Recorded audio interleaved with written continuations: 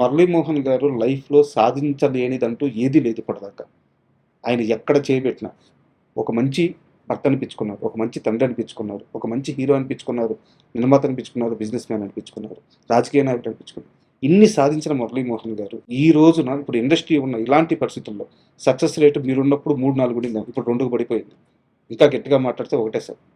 అంటే టైప్ 2 హీరోలకు కూడా థియేటర్‌కి ఆడియన్స్ రావట్లేదు. ఇలాంటి సమయంలో మురళీమోహన్ గారు ఎందుకు ఈ డేర్ చేసి మళ్ళీ నిర్మాణంలోకొస్తున్నారు?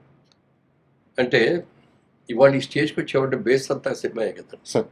నేను విజయవాడలో ఉండగా నా బిజినెస్ చేస్తే మా అయితే ఒక ఇల్లు కొనుక్కునేవాడిని. అవును. విజయవాడలో ఎక్కడో సెటిల్ అయ్యేవాడిని. లేదు చదువుకొని బాగా చదువుకొని ఉద్యోగం చేస్తే రిటైర్ అయిపోయి ఇప్పుడు పెన్షన్ తింటా ఉండేవాడిని. సార్. ఇవాళ ఈ స్టేజ్ వచ్చిందంటే cinema. Sir. Because of cinema ఈ రోజున ఈ స్టేజ్లో ఉన్నాం. మరి ఈ సినిమాని మర్చిపోకూడదు కదా మనం. హ్మ్. అందుకని సినిమా చేద్దాం. హ్మ్.